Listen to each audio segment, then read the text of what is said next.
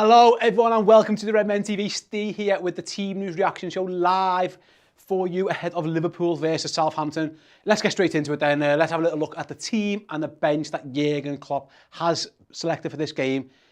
I'm a bit annoyed because I was one away. I done the predictions this week and I got one wrong and everyone in the comments was telling me Henderson's going to play, and I predicted he wouldn't, and yet everyone in the comments was right and I was wrong. Henderson does play. We'll get to that in a minute. First then, Alisson in goal, no surprises there. Robertson, Van Dijk, Konate and Trent. Go to the midfield. We've got Fab, Hendo, like I mentioned before, and Thiago, Mane, Jota, Salah up front. I suppose the first talking point is the left-back position. It was Tsimikas or Robertson. He's gone for Robertson. I don't think that's a big surprise. Again, I did predict that based on the fact that Tsimikas started in midweek against Porto. It made sense. I thought that Robbo was going to play here. Again, I think both of them are equally deserving. I think if you're picking the form player, Tsimikas probably would have got the nod, but at some point, maybe give Andy Robertson a chance to play himself back into form or whatever. And he looked all right when he came on against Porto. Second, probably talking point then is the selection of Konate. Again, given that Joel Matip played the full game in midweek, and I'm guessing that Jurgen's going to want him fully fit and fresh for the derby. I always presumed he wasn't going to play in this game. You don't want to keep risking Joel Matip in 4 or 5 games on the run. He has to have a break somewhere. I thought that would have been against Porto. The manager decided differently. Ergo, he's on the bench, like we said, over there. And Konate starts at home against Southampton. He did start the Brighton game as well, so maybe Saturday 3 o'clock at home with Jurgen's cup of tea for Konate. Now, I'll be honest, we didn't defend that well after that game, so we'll come to that in a minute as well. Go to midfield then. I guess this is what most people think might be Liverpool's best midfield three of all the options we've got. Again, there might be some Naby Keita love in there or a few other players here and there, Elliott, Jones, etc. But I guess a lot of people would think this is Liverpool's best midfield three. Fabinho, Thiago and the captain Jordan Henderson. Yeah, I do think that actually. And then we've got Mane, Jota, Salah up front. No surprises there, really. I think that was always going to be the case. Let's have a little look at the subs bench then. Again, a rather strong-looking Liverpool subs bench. Kelleher, obviously sub-goalie. We've got Joel Matip, mentioned earlier. We've got Neco Williams. We've got Yox, Milner, Origi, Minamino, Kostas Tsimikas, Tyler Morton. Well, I guess the one thing to note there really is Liverpool have often gone in with 2 centre-halves on the bench recently. No room for Nat Phillips, so obviously we've got 1 centre-back on the bench. Yeah, maybe Fabinho is essentially the auxiliary centre-half if needed, I guess. Nice for Tyler Morton to get on the bench again, keep that run of being involved in the first team squad. Oxlade-Chamberlain might feel a little bit hard done by given how well he's played, but again, rotation and who knows what that means for him going forwards, and I'm guessing at some point we'll probably see him coming off the bench again. But I actually think if I was picking Liverpool's best 11, I think 10 of those players are starting right now. I still think Matip plays at centre-back ahead of Konate. But other than that, I actually think that's Liverpool's best team that we can put on the park, other than, again, that one change.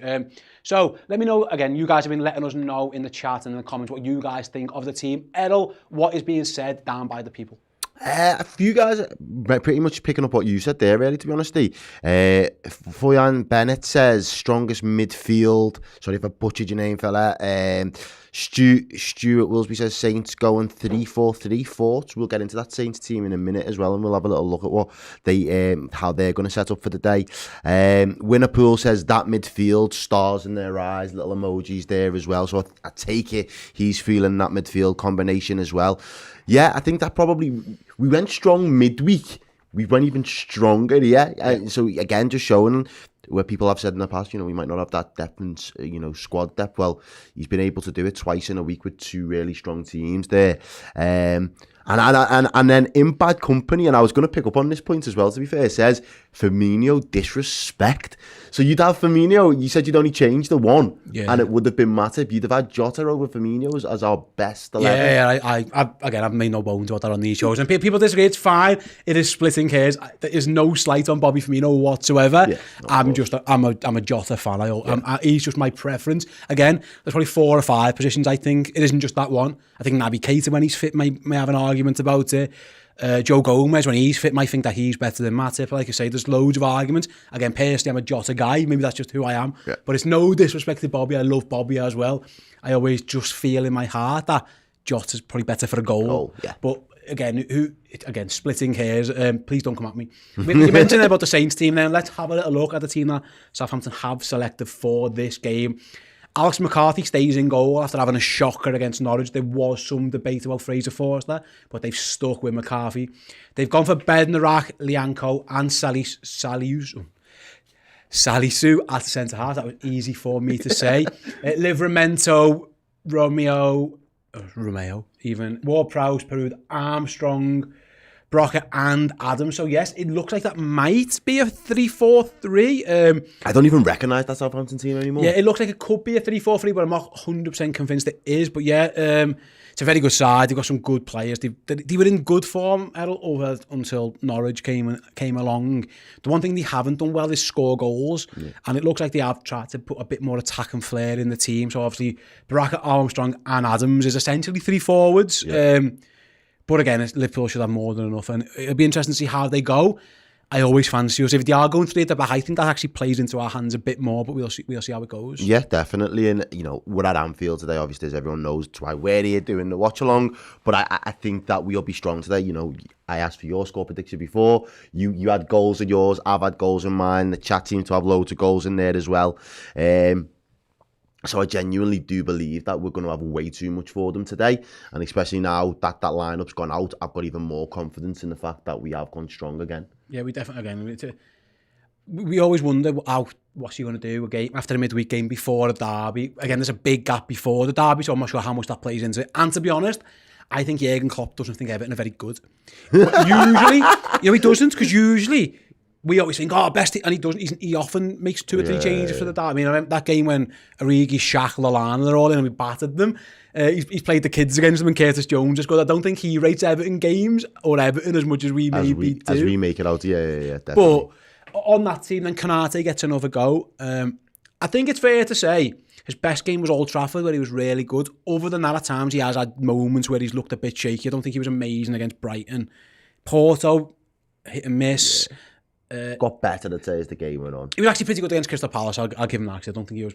But I suppose that's the one thing. If you're Southampton, it's hard to pick a weakness in the Liverpool team. There aren't many. He might be the one that they perhaps have a target, because you've got to do something. Yeah. Maybe he's the one who's going to feel that a little bit. Yeah, and you'll probably know that as well. In his mind, they'll be testing him to just see what he's made out of. And I think what's important for him now is getting that sort of partnership with Van Dijk. If he is going to be, he was obviously with Matt at midweek, but if he's going to be predominantly used next to Van Dijk, it's kind of building that and learning. Yeah. I know it's learning on the job, but kind of really just being taken on that wing. We've said it for months now.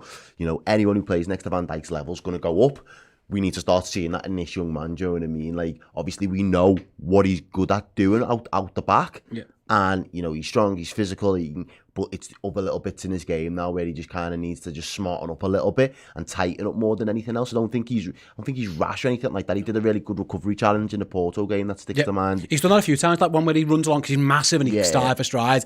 I think, like you said, it was a little bit of dawdling on the ball, and maybe his positional play wasn't amazing. Again, he's a young defender. That's going to happen. You've got to accept these things.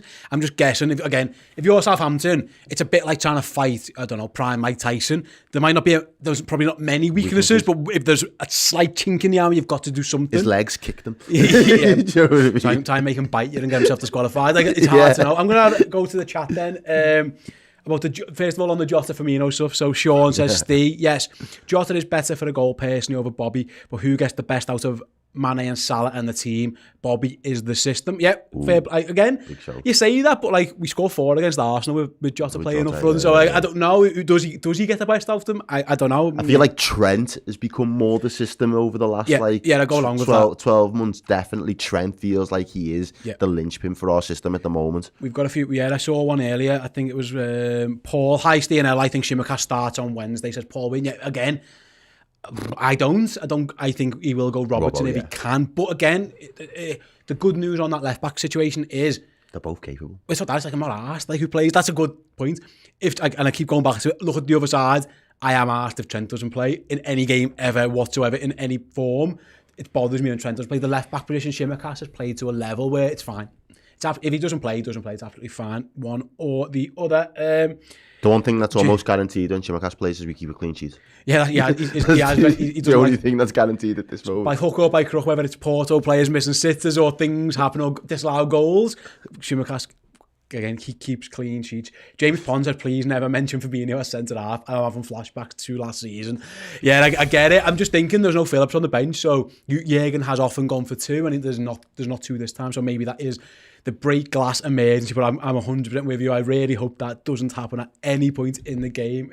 Stuart was saving King Divock for the Everton game as Pickford is scared of him. But, I mean, again, I don't think Jürgen thinks Everton are good. I keep saying this, like he's not a fan of Everton. He doesn't particularly think they're any good, so maybe he does do that. And then Bear says Konate needs to play now and then. So even when Matip gets injured, he already has some minutes in him. 100% agree with that. And I agree with the mention of also it's the fact of resting Matip. Joe Gomez is out at the moment. If he was fit and available, it'd be interesting to see where on the pecking order he lies. He may be fourth now. Yeah, again, he's come back off a really bad injury, along with Virgil. Maybe he was taking a bit more time. But like I say, at Old Trafford, for example, it's Konate. He's got the nod. Palace, Konate's got the nod. He might have just leapfrogged him in the thing. We don't know, Errol. But again, it's a moot point for now because he's injured. Yeah. So, but I agree. I think Konate was nailed on. Once Matip played 90 in midweek, Konate was always playing. Yeah, and I think as the guy alludes to in the chat there, it's about maintaining Matip for when we need him and being able to rely on him. And if we overplay him, we know we're going to run the risk of his body breaking down. It doesn't have to be a crunching tackle that keeps him Joel Matip out. It literally it is the case of me body's just broke down. Yep. I've done too much too soon and I can't do any more. Sorry, wrap me up in cotton wool for 8 weeks. And if we get out of that habit and we're able to rely on him on a basis where like we can give you the rhythm and we can give you the games, but then we can choose to just slot you in and out. Yeah. Hopefully that maintains his levels. And I still think you're right. Him and Van Dijk are our best partnership. But the longer that we can have them towards the pushes towards the back end of the season where we really need to have a solid defence, the better. Yeah. So I think this is an opportunity for Konate now to kind of just get those minutes and feel his way through. Yeah. So as it stands, we are about 47 minutes away from kickoff. So for those who don't know, you've joined us for the first time, welcome. It's a pleasure to have you here. We will go live with our live watch along of the game about 15 minutes before kickoff, 2:45 UK time. Got no idea what time that is where you are in the world. If you're in the UK, then I do. If you're anywhere else, I don't. That's about half an hour. So like I say, please join us for that as well. Before that though, I want to chat to you about Redmen Plus, our streaming service. So what is Redmen Plus, I hear you ask, and why should I join and what's coming up for me to get my eyes and ears into? Well, over the course of December, over on Redmen Plus, our streaming service, there will be over 50 shows for you to watch live, produced, and everything is done from in here. We've got all the build-ups and all the reaction to every single Liverpool game. We're travelling to Milan for the match day experience there, which will be awesome. What's it like inside the San Siro? Well, we'll have that for you as well. We've got a tour of derelict Melwood. Liverpool no longer train there anymore, but we were given exclusive access to have a little wander around, see what it looks like. Really, really good footage that we were able to capture. That'll be cool for you to watch. Coming up on Christmas Eve and Christmas Day, we've got a 2-part special, Liverpool's top 50 players of the Premier League era. And I'll be honest now, I know the order because it's been filmed. Some shocks in there for sure, some absolute shocks. Some players I think were far too high, some I think were far too low. And I can't wait for you guys to see it. It'll be fascinating for you and for us to listen to as well, your comments on that. If you want to join Redmen Plus and you haven't already, go over to the redmentv.com. Join up as a club captain subscriber on a monthly basis. When you get to the checkout page, if you use the code Redmen Plus in big capital letters, as you submit as you check out rather, it won't cost you a penny. It'll be completely free. Will not cost you anything. You'll get access to all those 50 shows, like I've just mentioned, and everything else that's coming up. And it will also give you access to everything we've ever done.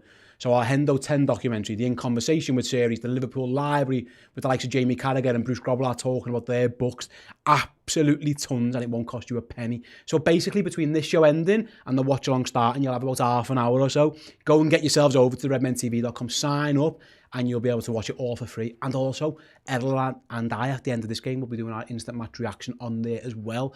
So again, get over and please do enjoy it. Right, Errol?